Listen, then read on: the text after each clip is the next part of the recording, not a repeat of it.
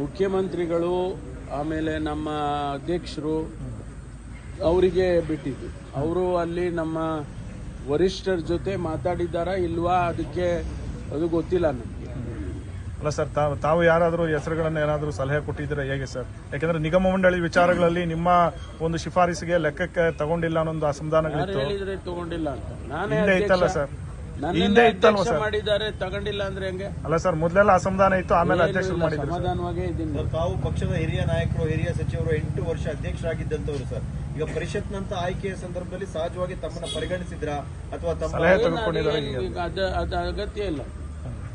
ಅನೇಕ ಸಂದರ್ಭದಲ್ಲಿ ಅವರೇ ತೀರ್ಮಾನ ಮಾಡ್ತಾರೆ. ಅಧ್ಯಕ್ಷರು ತೀರ್ಮಾನ ಮಾಡಿದ ಪಕ್ಷದ್ದಲ್ವಾ, ಪಕ್ಷಕ್ಕೋಸ್ಕರ ತಾನೇ ಅಧ್ಯಕ್ಷರಿರೋದು. ಅಧ್ಯಕ್ಷರು ತೀರ್ಮಾನ ಮಾಡ್ತಾರೆ. ಈಗ ನಾನು ಇದ್ದಾಗ, ಅಧ್ಯಕ್ಷ ಇದ್ದಾಗ ಅನೇಕ ಸಂದರ್ಭದಲ್ಲಿ ನಾವು ಕೇಳ್ತಾ ಇರ್ಲಿಲ್ಲ. ಕೆಲವು ಸಂದರ್ಭದಲ್ಲಿ ಕಠಿಣವಾದಂತ ತೀರ್ಮಾನ ತಗೊಳ್ಳುವಾಗ ಕೇಳ್ತಿತ್ತು, ಸುಲಭವಾಗಿರುವಾಗ ತೀರ್ಮಾನ ತಗೊಳ್ಳುವಾಗ ಕೇಳ್ತಿರ್ಲಿಲ್ಲ. ಈಗ ಸುಲಭನಾಗಿದೆ. 4 ಜನದ್ದು ಸರ್ಕಾರಿ ನಾಮಿನೇಷನ್ ಇದೆ. ಇದು ಎಲೆಕ್ಷನ್ ಅಲ್ಲ ಅಥವಾ ಲೋಕಲ್ ಬಾಡಿ ಚುನಾವಣೆನೂ ಅಲ್ಲ. ಅದರಿಂದ ಇದು ಸುಲಭನಾಗಿರೋದು ಮುಖ್ಯಮಂತ್ರಿಗಳಿಗೆ ವಿವೇಚನೆಗೆ ಬಿಟ್ಟಿರೋಂಥದ್ದು. ಅವರು ಮತ್ತು ಅಧ್ಯಕ್ಷರು ಅವರು ಹೋಗಿ ವರಿಷ್ಠರ ಜೊತೆ ಚರ್ಚೆ ಮಾಡ್ತಾರೆ, ಕ್ಲಿಯರೆನ್ಸ್ ತಗೊಂಡು ಬರ್ತಾರೆ.